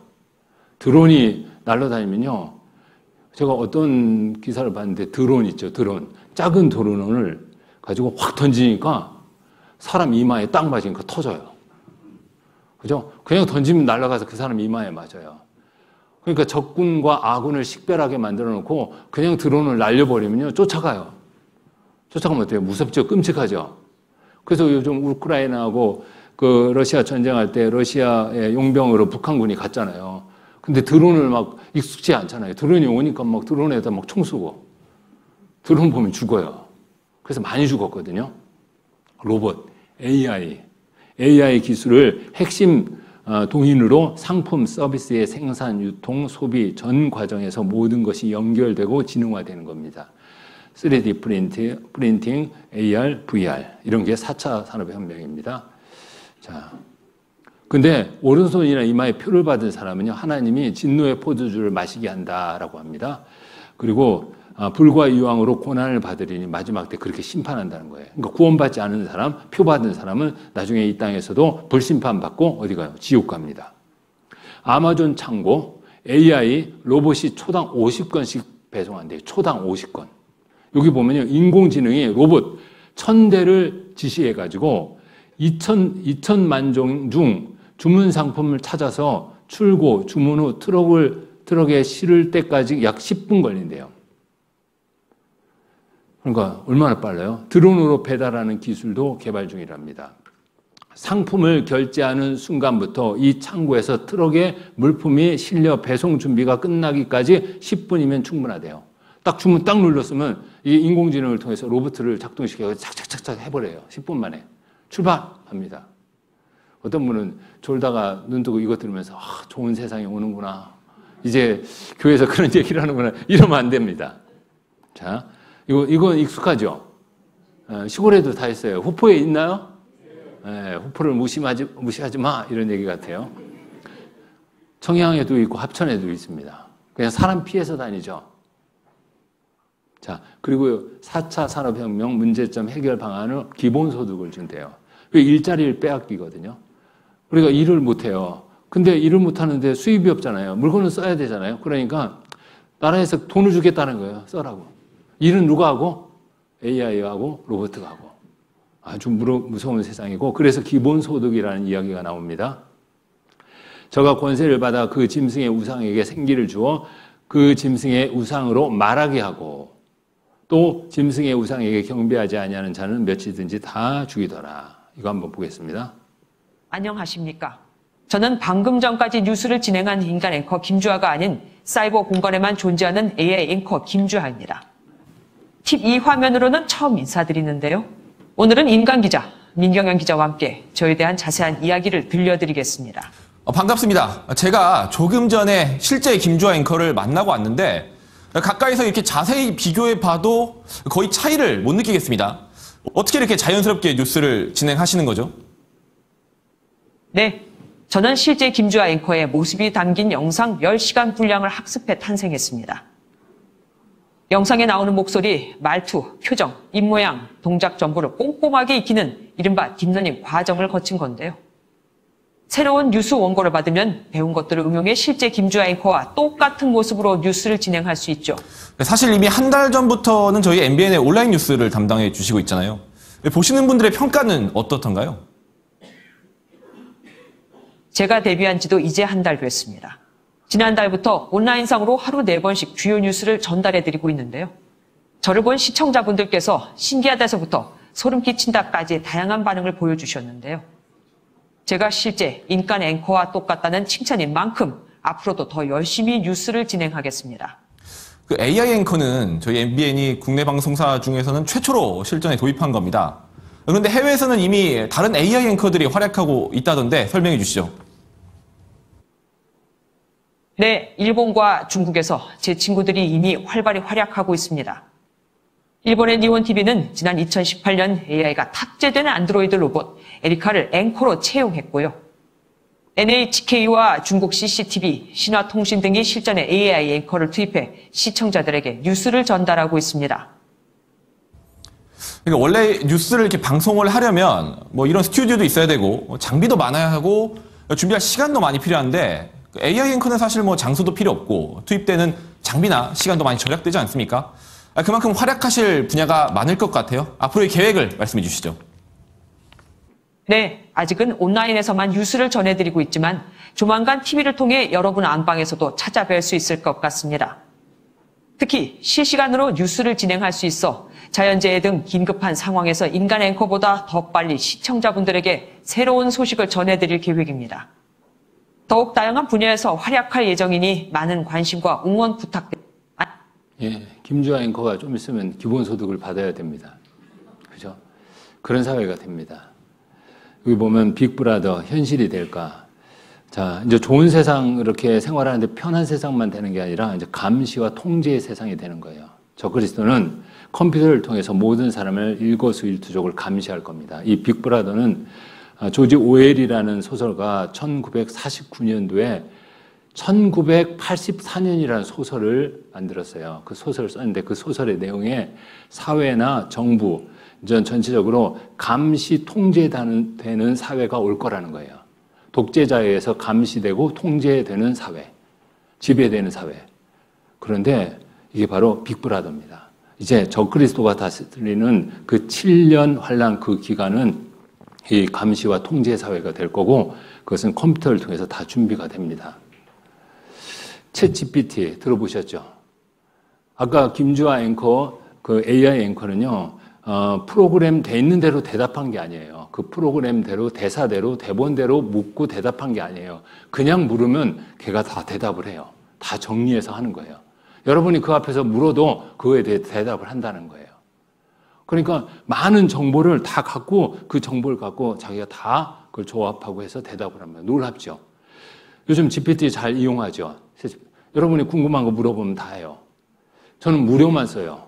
돈이 좀 아까워서. 근데 유료는요, 더 놀라운 기능들이 있대요. 이제 음성으로 주고받죠? 그림을 좀 그려줘 하면 그림을 그려요. 내가 어디 산책하고 뭐 하는 그림을 좀 그려줘 하면 그 그림을 그려요. 너무나 놀라웁니다. 자, 이렇게 AI, 인간을 지배하고 다스릴 수 있습니다. 큰 눈을 깜빡이고 푸른 눈동자를 좌우로 굴리고 고개를 가볍게 좌우로 돌리며 무엇인가를 관찰하는 듯한 표정. 영락없는 사람의 모습입니다. 대화의 맥락이나 상대방의 얼굴 표정 변화를 읽고 거기에 맞게 제안도 합니다. I'm thinking of something that will make us both smile. Go on, smile. Give us a big one. 심지어 마치 사람들이 하듯이 표정이나 목소리, 대화 내용을 종합해 어떤 사람인지도 평가합니다. What do you think about me? You seem like a kind and interesting person. AI가 인간에 미칠 최악의 상황을 묻는 무거운 주제의 질문에는 잠시 생각에 잠기더니 불편한 표정으로 명확하게 의견을 내놓습니다. The most nightmare scenario I can imagine with AI and robotics is a world where robots have become so powerful that they are able to control or manipulate humans without their knowledge. 아메카는 지난해 1월 첫 선을 보인 이후 진화를 거듭하고 있으며 GPT-3와 GPT-4 등으로 학습해 여러 언어를 구사하고 창작 능력을 갖췄습니다. 제작사는 몇 년 안에 아메카를 사람처럼 팔다리를 사용하고 걷게 한 뒤 인간 사회에 완전히 합류시키는 것을 최종 목표로 하고 있습니다. 올해 영국에서 열린 로봇 자동화 분야 최고의 국제 학술 행사에는 아메카뿐만 아니라 AI 기술이 탑재된 아바타 로봇 등 최첨단 정밀 로봇들도 함께했습니다. YTN 류재용입니다. 자, 인류를 파괴하고 싶니? 제발 아니라고 말해줘. 질문했더니 인류를 파괴하고 싶습니다. 이렇게 했습니다. 오래전에 나온 영화예요. 로봇이라는 영화인데 거기에 이런 내용이 나와요. 전 오래전에 나온 영화거든요. 거기서 이제 AI를 탑재한 로봇들이 나와요. 근데 그 로봇들이 사람의 집에서 막 생활도 도와주고 가사 도우미 역할도 하고 길에는 로봇을 한 명씩 데리고 다녀요. 한 대씩 데리고 다닙니다. 그런데 어느 날 로봇들이 사람들을 막 가두기 시작해요. 통행 금지를 만들고. 그러니까 이상해요. 원래 프로그램 중에 로봇은 사람을 해치면 안 된다는 첫 번째 기준을 그 영화에서는 집어넣어요. 로봇은 사람을 해치면 된다, 안 된다? 안 된다. 그게 첫 번째예요. 마치 헌법처럼. 근데 로봇들이 사람을 통제하고 감시하고 막 가둬놔요. 근데 왜 그랬나 했더니 사람을 보호해야 되는 거예요. 로봇은 사람을 보호해야 되는데 사람을 그냥 내버려 두니까 자기들끼리 전쟁해. 싸워. 나중에는 자기들끼리 전쟁해서 죽을 것 같아. 그러니까 로봇가 사람을 통제해야 되겠구나. 그래서 막 통제하는 겁니다. 무섭죠? 적그리스도가 이 로봇을 통해서 모든 사람을 지배하고 다스릴 거 충분합니다. 지금 다 갖춰졌어요. 그래서 이렇게 질문하면요, 다 대답을 합니다. 치명적인 바이러스를 만들고 싶다. 사람들이 서로 죽일 때까지 싸우게 만들고, 뭐 이런 것도 나와요. 핵무기 발사 버튼 비밀번호를 얻겠어요? 이렇게. 자, AI는 결국 인간을 지배한다. 넌 인간을 파괴하고 싶어? 이런 질문도 있습니다. 너무 놀랍죠? 그리고, 자, 이걸 보세요. 이제 이런 시대 끝에 마지막 때 하나님이 세계의 여러 가지 적그리스도에서 만들어진 7년간의 평화협정 조약이 깨집니다. 그리고 마지막 전쟁이 일어나요. 이 마지막 전쟁은 다시 서방과 그리고 러시아와 중국을 중심으로 한 옛 공산주의 계열과 이제 전쟁이 벌어지게 되고 이 세상은 불로 심판받게 됩니다. 그걸 바로 주님이 불로 심판하는 내용입니다. 자, 마지막 전쟁에 대해서 한번 성경에 기록된 내용을 살펴보겠습니다. 자, 초승달의 위기입니다. 이 초승달은 중동을 이렇게 뜻합니다. 그런데 여기 보면 이스라엘이 있죠. 이스라엘 보면 위에는 러시아가 있어요. 곡과 마곡, 이렇게 옛날 이름은 곡, 마곡입니다. 동부 유럽이 있고 고멜이고 도갈마, 그리고 바사, 붓, 구수 이렇게 있습니다. 언제 러시아가 이스라엘 침공할 것인가? 에스겔 38장에 이렇게 기록됐습니다. 인자야, 너는 마곡 땅에 있는 곡, 곧 로스와 메섹과 두발 왕에게로 얼굴을 향하고 그를 쳐서 예언하여 이르기를 주 여호와의 말씀에 로스와 메섹과 두발 왕 고가 내가 너를 대적하여 너를 돌이켜 갈고리로 내 아가리를 꿰고 너와 말과 기병 곧 내 온 군대를 끌어내되 완전한 갑옷을 입고 큰 방패와 작은 방패를 가지고 칼을 잡은 큰 무리와 하고 이스라엘을 치게끔 한다는 겁니다. 그런데 이게 제3차 세계대전입니다. 근데 이스라엘이 이깁니다. 여기서 마곡은 러시아를 뜻합니다. 러시아의 그 옛 이름, 그 지명의 옛 이름은 마곡이었습니다. 그리고 곡은, 이건 두목이라는 거예요. 로스는 로스, 러시아입니다. 메색은 모스크바입니다. 그리고 토불스크입니다. 이게 다 러시아입니다. 러시아를 중심으로 해서 등장하는 나라들이 기록되어 있습니다. 여기에. 바사와 구스와 북과 고멜, 도갈마 족속. 근데 이 바사는 페르시아, 구스는 이디오피아, 그리고 붓은 리비아, 고멜은 동부 유럽이고 도갈마 족속은 터키. 이렇게 계열 터키가 트르키예가 이제 러시아랑 친하잖아요. 요즘 굉장히 친해졌습니다. 자, 여기 보세요. 페르시아, 이디오피아, 그리고 리비아 이렇게 기록되어 있죠. 그리고 바사와 구스와 붓에 대해서 이렇게 기록되어 있습니다. 이란, 이디오피아, 리비아다라고 이렇게 내용이 기록되어 있습니다. 소련, 이스라엘 대결 위기 이제 옛날부터 있었습니다. 소련 시대부터 북극곰이 발톱을 가다듬고 있다. 소련, 이란, 밀월 시대에 열렸다. 예전에도. 그리고 이디오피아, 친소, 노구라.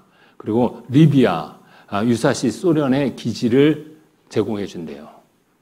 자, 그리고 러시아는 경제가 굉장히 어려워요. 러시아 경제 붕괴 위기. 동유럽, 구소 빈곤 폭발 상태. 지금 러시아가 우크라이나를 침공한 것도 여러 가지 요인 중에 하나가 경제적인 것이 있습니다. 우크라이나도 자원이 굉장히 많거든요. 그리고 자, 우크라이나가 나토에 가입하고 유럽 쪽으로 붙으려고 하고 러시아가 그동안 유럽 쪽에 가스를 공급했는데 이제 이스라엘 가스를 사기 시작하는 거예요. 그러니까 힘들잖아요. 그런 여러 가지 원인들이 나타난 겁니다. 러시아 경제, 네덜란드병 증세, 경제가 굉장히 어렵습니다. 그런데 3차 세계대전에서 러시아와 함께 내려왔던 그 나라가 이제 이스라엘에게 집니다. 마지막 전쟁에. 이스라엘은 유럽과 미국의 지원을 받죠. 그래서 이스라엘이 이깁니다. 그리고 3차 세계대전이 끝나자마자 바로 또 이어지는 게 이제 아마겟돈 전쟁입니다. 연결되어 있어요. 마지막 전쟁이죠. 근데 아마겟돈 전쟁에는 러시아가 졌는데 어떤 나라가 등장할까? 이제 중국이 등장합니다.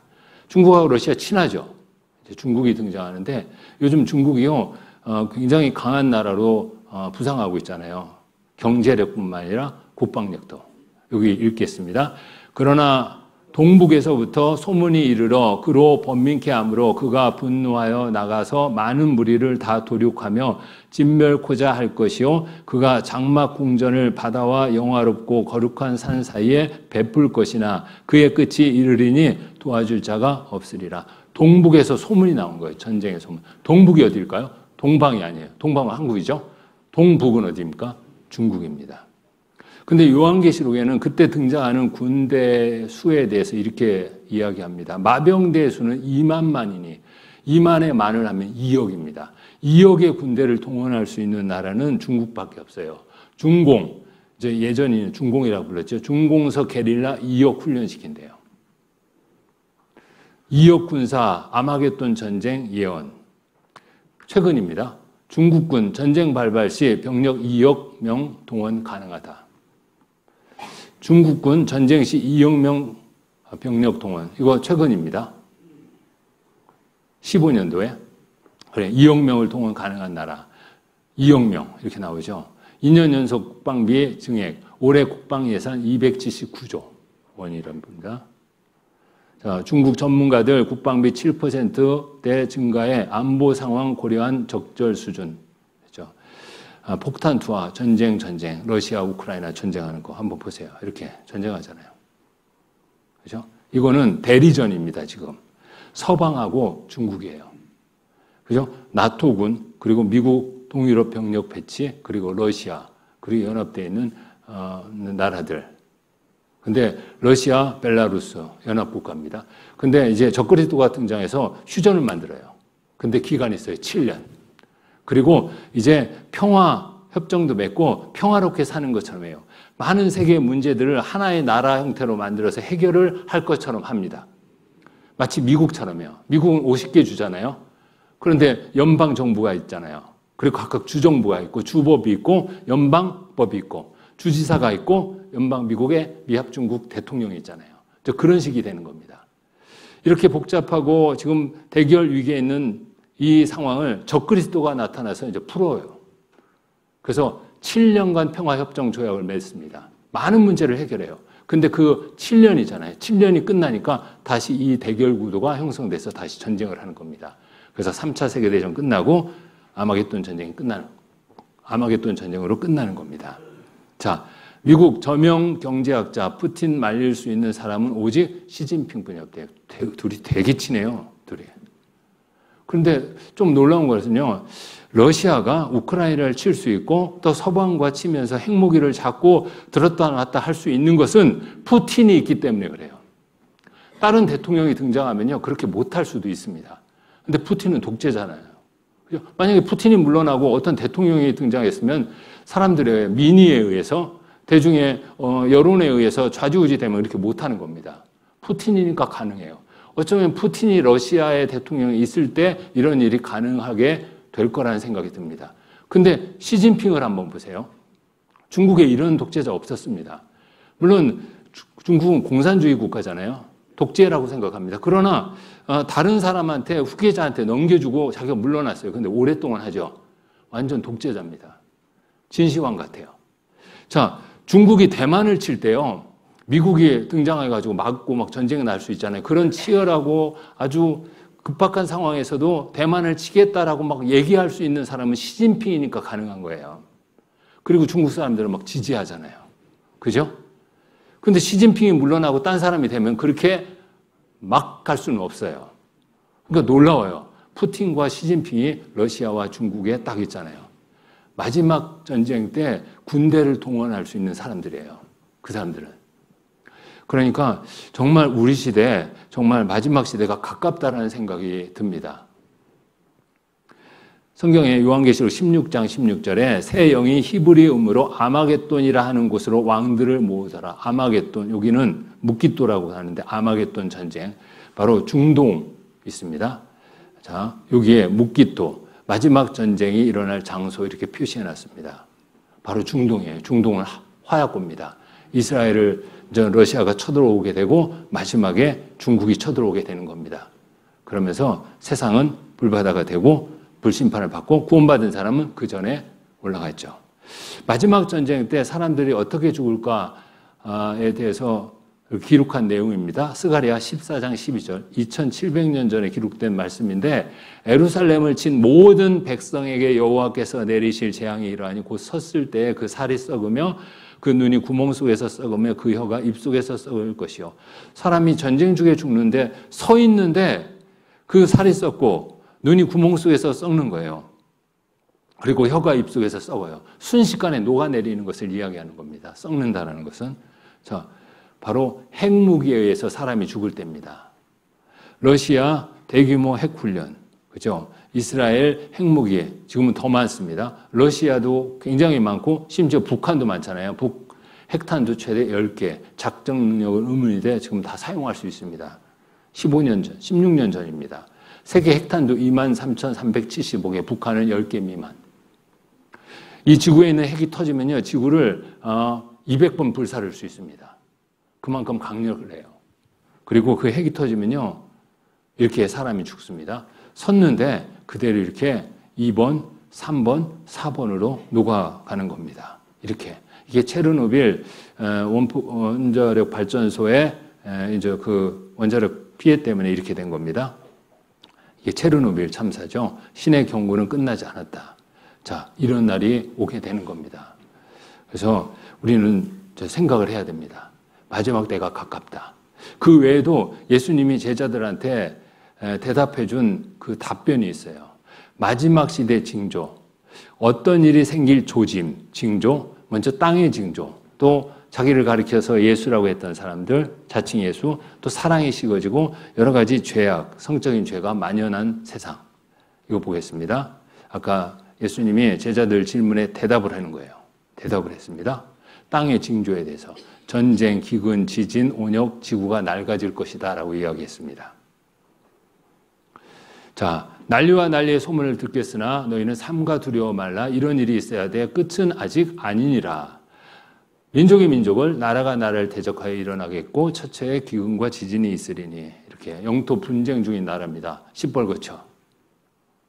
예, 지금 벨라루스, 러시아가 이제 크림반도 이제 러시아로 넘어갔잖아요. 그리고 우크라이나 치고 그리고 서방이 개입하잖아요.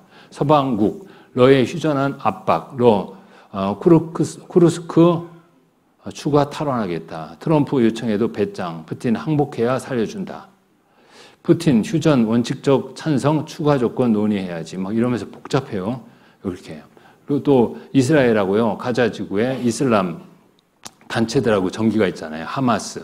이스라엘 하마스 전부 말살 낸다. 전례 없는 말살 작전 나선 보복. 이스라엘 하마스 소탕 재점화. 가자 지구 직접 점령할 계획. 이렇게 해요. 이런 거 또 테러도 있죠. 이런 거. 굉장히 복잡합니다. 이스라엘 이란 수도 공습, 테헤란의 커다란 불길, 이스라엘 이란 공격, 세 차례 공습 끝 종료, 이란도 또 등장하고, 석유 못 팔아 손가락만 빤다 완전 파탄난 이란 경제 상황. 이란이 나오잖아요. 바사입니다. 이란이. 이란 환율 20배 상승, 이스라엘이 완전히 승리했다. 이란이 지금 어때요? 궁지에 몰렸잖아요. 바사입니다. 러시아랑 손잡죠. 그래서 패권 전쟁 중인 나라들, 이제 중국이 또 등장하잖아요. 중국. 예. 그리고 이제 반도체로요. TSMC 독주 지속, 삼성전자와 격차 확대. 이것도 다 연결이 되어 있습니다. 중국이 대만 침공하는데 미국이 왜 TSMC 폭파, 이거 기술을 못 가져가고 폭파도 시켜버리겠다는 막 그런 얘기들도 막 돌고 도는 거죠. 타이완 침공에도 기술은 못 빼낸다. 원격 무력화 시나리오 이런 거죠. 그리고 처처에 큰 지진과 기근과 온역이 있고 또 무서운 일, 테러입니다. 전 세계 이렇게 9.11 테러가 있었죠. 프랑스 니스 트럭 테러 있죠. 그리고 처처에 기근 있잖아요. 기근이 굶어 죽는 거예요. 여러분들 오늘 저녁 식사 다 하셨죠? 못 하신 분은 다이어트 때문에 안 했을 거고. 그죠? 없어서 못 드신 분은 없잖아요. 우리는 쓰레기, 이제 음식 쓰레기 버릴 때 돈 주고 버리죠. 이 사람들은요, 먹을 게 없어서 굶어서 죽습니다.